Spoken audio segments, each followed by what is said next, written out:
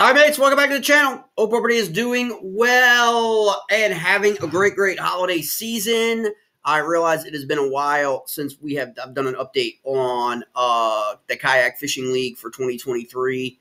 Apologize for that. There's a lot going on, a lot of fall fishing, and getting ready for the early winter bite for sure. But some of you may know, may be familiar with some of the things that have happened post the conclusion of the 2022 season for KFL. What a year. Crazy year. Sometimes it felt like the season was, from a content perspective, was crazy fire. And then other times it felt like it was like stuck in the mud. But that's what happens when you have a long season, when you're starting out.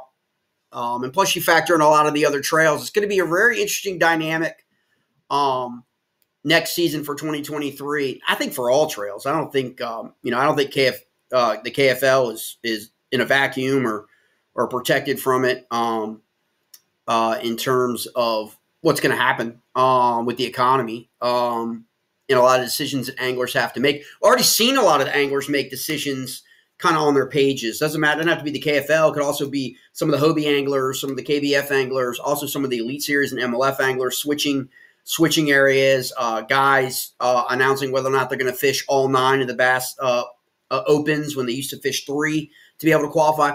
There's a lot of that going to shake up here in the offseason going on. For the KFL, it'll be interesting because I said before, kind of mentioned in a previous video, it'll be interesting to see how any rules changes carry over. KFL seem to follow a lot of the KBF rules, like most trails, to be honest. It'll be interesting to see if they decide to just scrap the old way of things and revamp their own 100%, their own rules, do their own, from the ground up for year 3.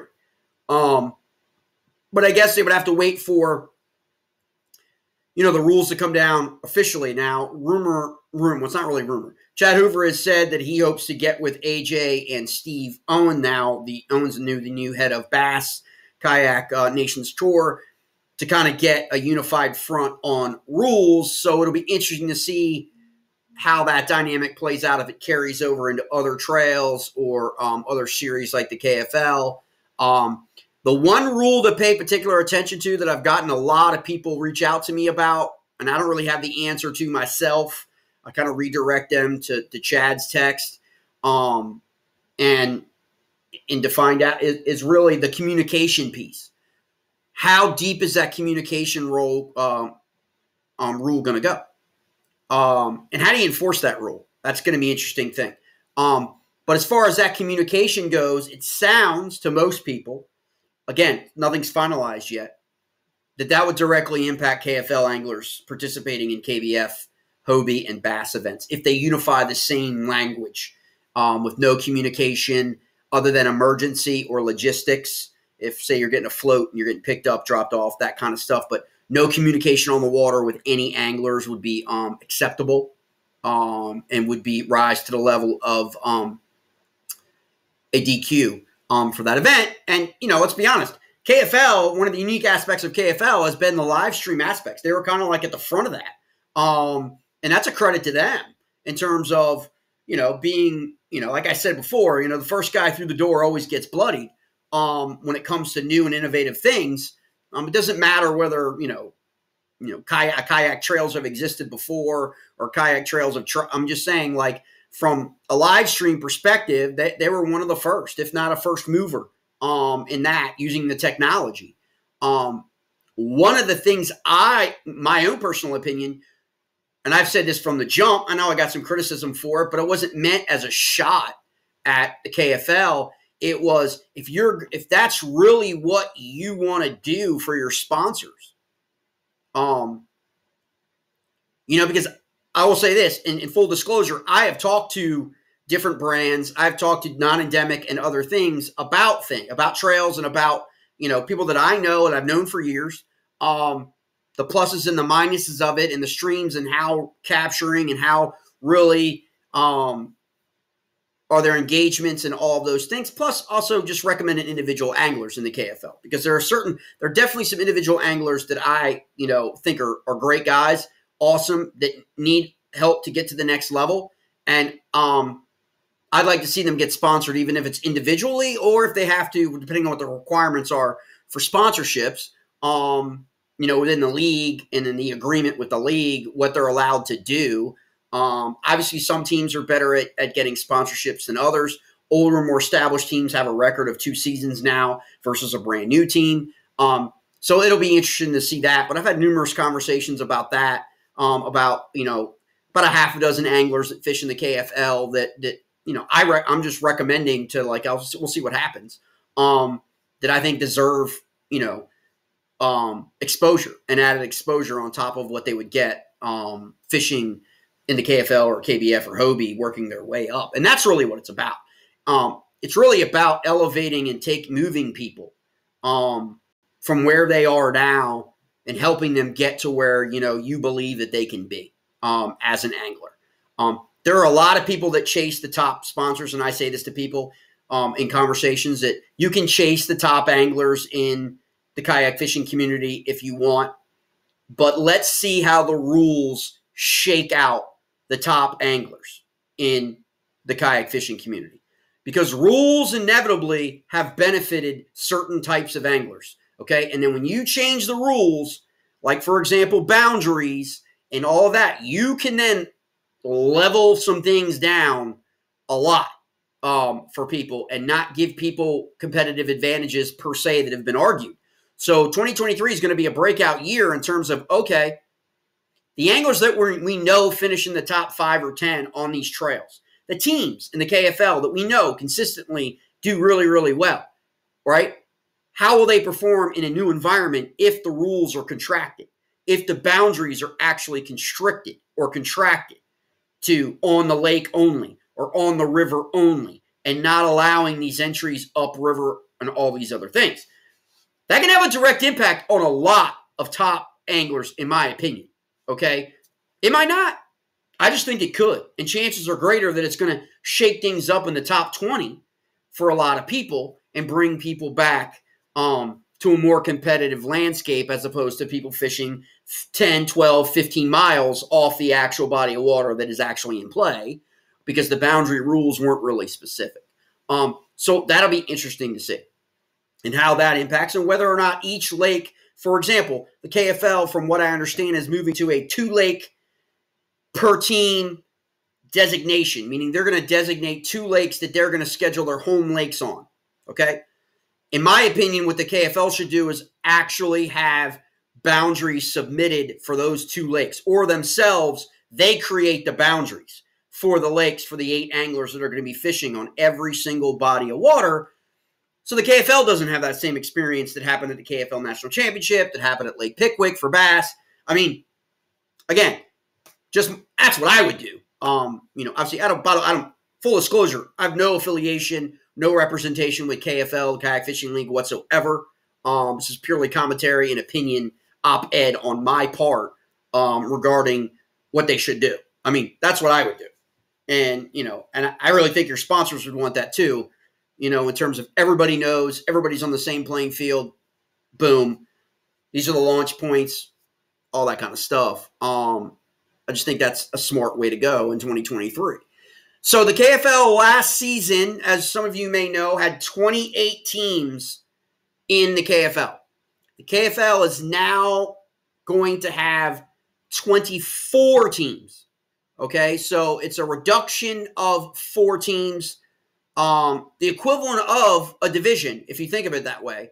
So now they've broken the league into 6 4-team divisions, 3 in the north and 3 in the south, which makes complete sense.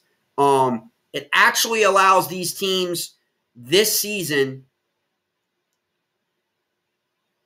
to, from an owner standpoint, again, in my opinion, a lot more manageability and maneuverability on your roster in terms of closer proximity, I think, as it appears in the current landscape of the 6 divisions. Keeps teams a little bit closer. You got to remember, there was a division last season that had Florida anglers in it all the way, to Alabama, in places. I mean, just it's a lot of travel. Okay, I think now it kind of gets consolidated. So from the 2022 to 2023 KFL, what's it look like, right? You had about 32% of the teams in the KFL in 2022 drop out of the KFL. So that's roughly a third. You had a third of the teams. Now, many of those teams have been replaced. Many of those teams, anglers may have joined new teams. For example, let's see, come to mind. For example, Joe McElroy fishes bass, Hobie. I think he used to fish KBF. Is now on the Alabama Patriots. He was on Kuza last year. Obviously, Kuza is no longer has a team. They've stated they want to concentrate on other endeavors, probably other trails and all that stuff. And I'll get to it in a minute. Why early on in the season? That's probably a good choice for them, for those anglers. Those are some friggin' hammers. Okay, they're very competitive on Hobie. Okay, and probably have goals of getting to Tournament of Champions if they all didn't get to it last year. And so you've got things like that. You've got Ewing Minor transferring from the Tennessee Shiners, which is no longer in the league, to the Granite State Sticks to strengthen that team. Okay. You also have Rich Biggie, who had a great season in the 2022 with Bay State Attack, which is no longer in the league. He has transferred to the new team, the Syracuse Swarm, which is, look out. I think that team is freaking stacked with the right kind of anglers for where they fish to win all their home matches, okay? And you win all your home matches, just saying, you got a damn good shot at the playoffs, okay? And then anything can happen. So of all the teams that you had in 2022 that are no longer in the league, that is Kuza. Let's start with the easy ones. The Lone Star Bandits, no longer in the league. Obviously, the Lone Star Bandits were replaced by the Natural State Eagles. Natural State Eagles are still in the league. They're in the Southern Conference in the Southwest, okay? They are joined by, as you can see, the Oklahoma Outlaws return to that division. The Southwest Hurricanes return to that division. They were, I guess, rebranded. That is the Louisiana Hurricanes team, from what I understand. And then the Arkansas Hawks. So that is your Southwest division, okay? So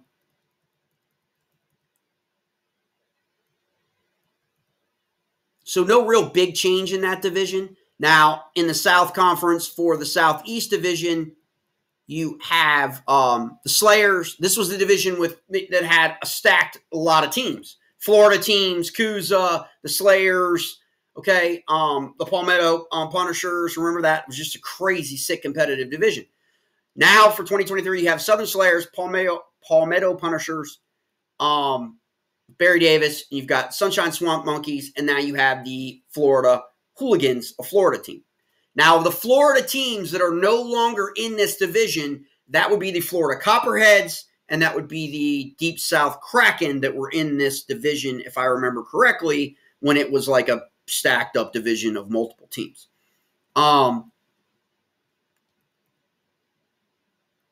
And then now you've got the East Division of the South. Now, the East Division used to have the Warhawks. The Warhawks have left this division. And so the East Division is now Robert Brown's Norfolk Privateers, the Virginia Reapers, who made the playoff run last season, the Tar Heel Lunkers, and the Carolina Casters. So pretty nice consolidated division right there for travel and expenses, in my opinion. That's a pretty good, division in terms of that for 2023. I think that's smarts, keeping those compact in that part of the country. Now, getting in the Northwest Division, Indianapolis Knights obviously made that deep run in the playoffs. Motor City Ambassadors as well, playoff team. Joined by a new team, Midwest Bass Mob, and then the Alabama Patriots. I am, to be honest, mates, I'm not exactly sure what the mix-up is on that other than Keith Lamberth and Joe McElroy, whether there's any of the former Alabama Hammers additional anglers on that squad. I haven't had an opportunity to check that out yet. But the Alabama Hammers are another team that's not in the KFL. And you also don't have the Tennessee Shiners in that division anymore. That was Todd Patrick's team. Rolling straight. Okay, the North Division where the Warhawks have moved. So the Warhawks have moved from the South Conference to the North Conference. Okay, so the Warhawks are now with Pennsylvania Brownbacks, Connecticut Renegades, and the new team, Syracuse Swarm, which will be playing on Oneida, I believe. So that's going to be uber competitive. That's going to be a really, really competitive division, I think. Be interesting to see the bodies of water, maybe the Potomac, maybe one of the reservoirs in Virginia for the Warhawks. Given the fact that, Pennsylvania Brownbacks, I think they did get beat on the Susquehanna once last year, but they're pretty awesome smallie fishermen and river fishermen. So it'd be interesting if they put the Bronzebacks on a Virginia reservoir, lake or reservoir instead of maybe necessarily the Potomac. But it is tidal. And so that's kind of a hard thing for a lot of anglers that are further up north in terms of not, really having many, that many events on tidal fishery. So that does play to the advantage of the Washington Warhawks. And I believe Will Brewer is still the owner of that team. Northeast Division. Woo! This one's going to be fun to watch. And I say that because, man, there are rivalries and then there are rivalries.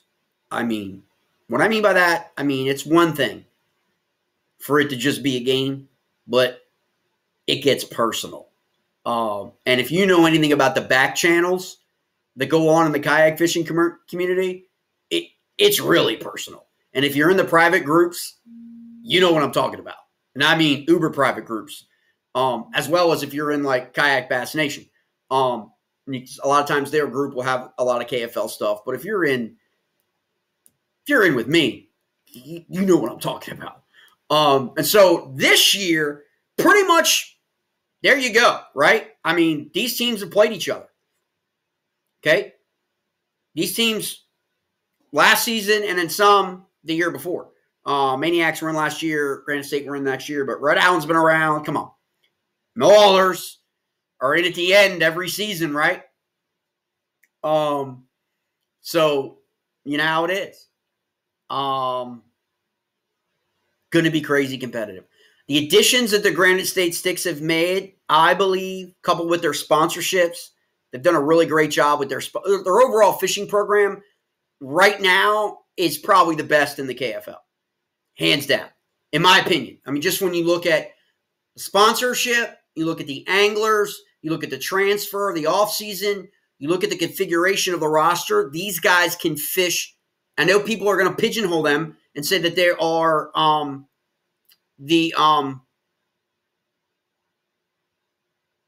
Winnipesaukee only, but it's just not the case. Okay, they're gonna do well.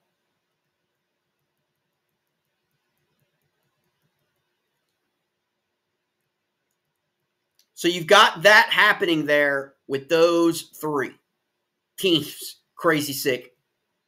Maulers, Rebels, Sticks. The Sticks also have some former Rebels on their team for next season. So that's something interesting to think about. Okay?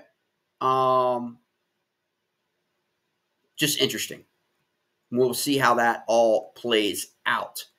Scheduling-wise, keep your eye on the simple fact that you have April 22nd, KBF, April 29th, Hobie.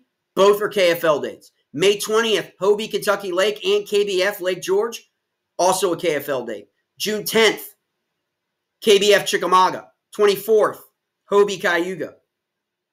August 19th, Hobie, Mississippi. These are all dates that conflict with the KFL. So it'll be interesting to see how that all plays out, mates. But that's just a quick update on the breakdown of the divisions, the breakdown of the schedule, some of the transfers. I'll do a little bit more on a player-to-team transfer video here coming up in the next few weeks once all that stuff really shakes out. Again, if anybody has any questions, but remember, Deep Sea Kraken is gone, Bay State Attack is gone, New York Empire is gone, the Hammers, the Shiners, the Bandits, the Copperheads, the Doom, and Kuza. Those are the teams that have left for the 2023 season.